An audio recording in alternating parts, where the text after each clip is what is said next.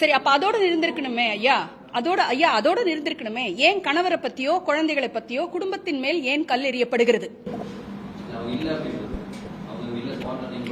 எப்படி இப்ப நான் சொல்லிட்டு இருக்க ஸ்பாட்ல சார் ஐசியூல நான் இருக்கேன், என்னால பேச முடியாதுங்களாத என் மக பேசியிருக்கா.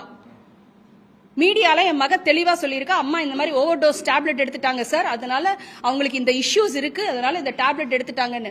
என் மக பேசினதையே நிறைய மீடியா யூடியூப் வீடியோஸ்ல நிறைய திருச்சி போட்டிருக்காங்க சார். இந்த அவல நிலை மாறலன்னு வச்சுக்கோங்களேன், நான் ஒன்னே சொல்றேன், என்ன நடக்குங்கிறது என்னுடைய ஒரு யூகம். நான் சொல்றேன், இந்த உலகம் வெறும் இந்த மாதிரி நெகட்டிவ்ஸ் பத்தியே தான் பேசிட்டு இருக்கோம். அதாவது உதாரணம் சொல்லணும்னா, காந்தியை பத்தியோ நேருவை பத்தியோ இல்ல இந்த சமாஜத்துக்கு நல்லது பண்ற பல பேரை பத்தியோ நம்மளாம் மறந்துருவோம். ஹிஸ்டரி புக்ல ஸ்கூல்ல படிப்போம், அவ்வளவுதான். ஒரு நல்லது பண்ணணும்னா கூட முன்னுக்கு வரதுக்கு பயப்படுவாங்க. ஐயே, இந்த மீடியா போப்ப நம்ம ஏதோ நல்லது பண்ண போய் தேவையில்லாம எப்படிதானே போலீஸ் டிபார்ட்மெண்ட் பத்தி எல்லாருக்குமே ஒரு பயம் இருக்கு. யாருக்காவது ஏதாவது பார்த்தோம், ஐயோ கோர்ட்டுக்கு சாட்சியா நாங்க சொல்ல வர மாட்டோம்ப்பா, போலீஸ் கிட்டே ஐயோ நாங்க வர மாட்டோம், அவங்க கொடுக்குற டார்ச்சர் எங்களால் தாங்க முடியாது, எங்களை போட்டு நாசம் பண்ணி எங்களை போட்டு உயிர் எடுத்துருவாங்க. ஒரு நல்லதுக்கு கூட நிக்கணும்னா கூட அத்தனை பேரும் பார்த்து பயப்படுறாங்க. என் மக அங்கதான் இருந்தா, விஷயம் கேட்ட உடனே என் கணவர் சென்னையில இருந்து கிளம்பி வந்திருக்காரு, என் மக பிளைட் பிடிச்சி என் மக கிளம்பி டைரக்டா ஹாஸ்பிட்டல் தான் வந்திருக்காங்க. நான் யாரை பிளேம் பண்றது? இது ஒரு பக்கத்து வீட்டு பார்வதிக்கோ எதிர் வீட்டு ஏழுமலைக்கோ நடந்துச்சுன்னா சட்டையே பண்ண மாட்டேங்கிறீங்க. யாருக்கும் அதை பத்தி கவலை இல்லை. ஏன் நாங்க உங்களுக்கு டிவிக்கு முன்னாடி சாயம் பூசிக்கிட்டு நாங்க நிக்கிறதுனால எங்களுக்கு இந்த அவல நிலை? இப்ப இவ்வளவு நடந்துச்சு, இன்னைக்கு நான் என்னை பத்தி அவ்வளோ மீடியால பேசின அத்தனை பேரும் பேசுனீங்க. நான் இன்னைக்கு உயிரோட வந்து நான் இன்னைக்கு சொல்லிக்கிட்டு இருக்கேன். கடைசியில எனக்கு எந்த பிரச்சனையா இருந்தாலும் அங்க வந்தது யாரு? என் மகளும் என் வீட்டுக்காரும் தான். இன்னைக்கு நிக்கிறது பக்கபலமா என் குடும்பம், என் மாமியாரு, என் பிள்ளைங்க, என் கணவர், எங்க இன்லாஸ், அவங்களா தான் என் கூட நிக்கிறாங்க. இப்ப நீங்களா என்ன கைவிட்டுட்டீங்களே? நீங்களா முதல்ல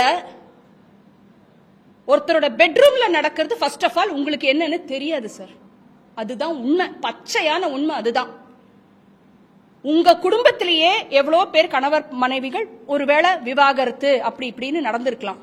உண்மையா விவாகரத்து ஆனவங்களுக்கு கூட அந்த கணவனுக்கும் மனைவிக்கும் நடுவுல என்ன பிரச்சனை நடந்ததுன்னு அவங்க 2 பேரை தவிர்த்து, கடவுளை தவிர்த்து வேற யாருக்கும் தெரியாது சார். உங்க யாராலையும் உண்மையை கண்டுபிடிக்க முடியாது. அது நன்மையாவும் இருக்கலாம், தீமையாவும் இருக்கலாம். அப்படி இருக்கும் போது என்னோட ஃபர்ஸ்ட் திங், அட்லீஸ்ட் இது ஒரு ரிக்வெஸ்டாவது எடுத்துக்கோங்க சார். நீங்க ஒரு இஷ்யூ வருதா, இந்த மாதிரி ஒரு சென்சிட்டிவான இஷ்யூ, முதல்ல சார் நான் ஒரு பொம்பளை 1 hour லைவ் வீடியோ காமிச்சிருக்காங்க. நான் எப்படி படுத்திருந்தேன், என் நைட்டி எப்படி விலகி இருந்தது, என் முந்தானி எப்படி விலகி இருந்தது, இதெல்லாமா நியூஸ்?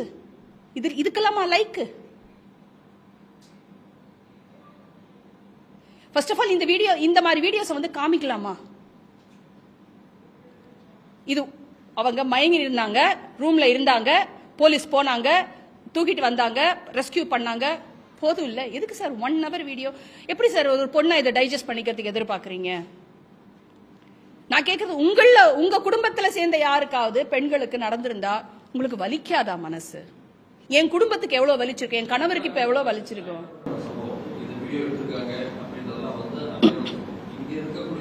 இங்க எப்படி வந்துச்சு பின்ன அந்த வீடியோஸ்லாம்?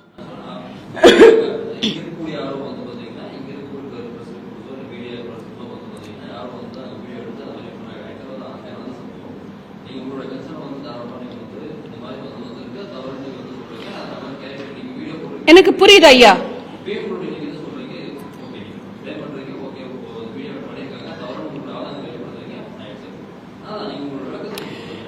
நீங்க சொன்ன பாயிண்ட்க்கு I'll give an explanation sir. உங்களுக்கு ஒரு வீடியோ வருது, ஃபர்ஸ்ட் நம்ம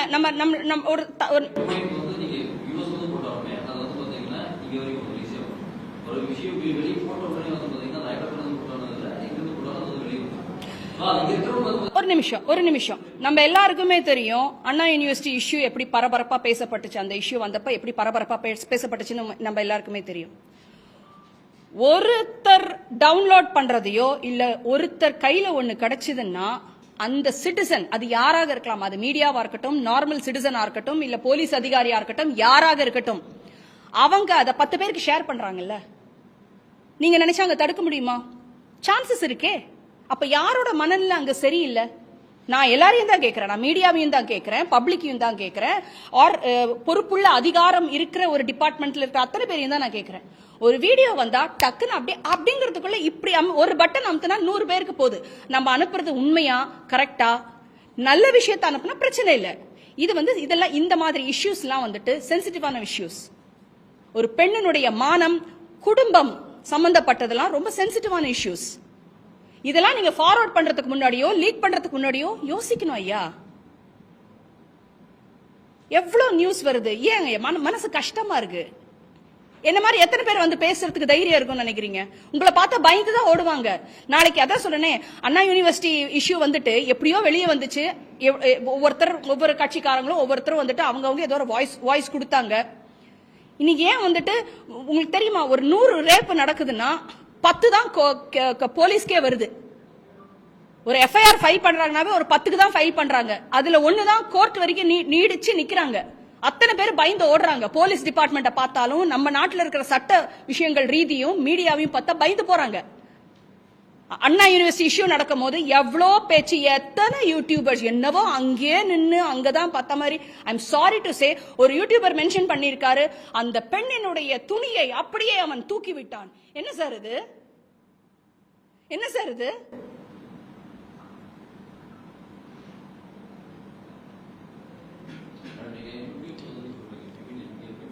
இதுக்கு நீங்க என்ன பண்ண போறீங்க சொல்லுங்க.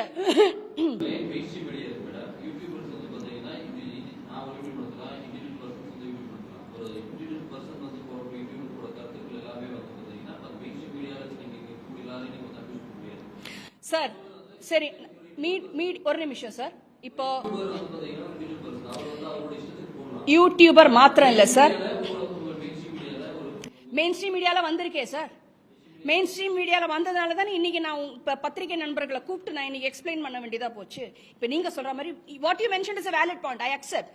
சம் யூடியூப் ஃபெலோ போட்டிருந்தாருனாக்கா அதை வந்துட்டு நான் வந்துட்டு அந்த பர்சனை நான் தனிப்பட்ட முறையில் நான் வந்து டீல் பண்ணுவேன். and I am taking action.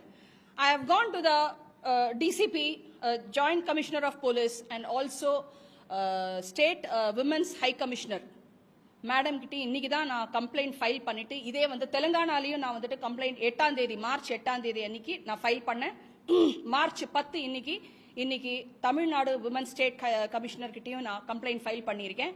And நாளைக்கு கேரளா ஸ்டேட் கமிஷனர் அவங்க கிட்டையும் நான் கம்ப்ளைண்ட் ஃபைல் பண்ண போறேன். நான் இந்த பிரஸ் மீட் கூப்பிட்டதுக்கு ஒரே காரணம், இந்த அவல நிலை மாறுறதுக்கு சத்தியமா நீங்க யாருமே நீங்க தான் ரெஸ்பான்சிபிள் அப்படின்னு நான் உங்களை வந்துட்டு குற்றம் சாட்டல. ஆனா நீங்களும் தான் ரெஸ்பான்சிபிள். பப்ளிக்ல இருக்கிறவங்களும் ரெஸ்பான்சிபிள். நான் மக்களுக்கும் சேர்த்துதான்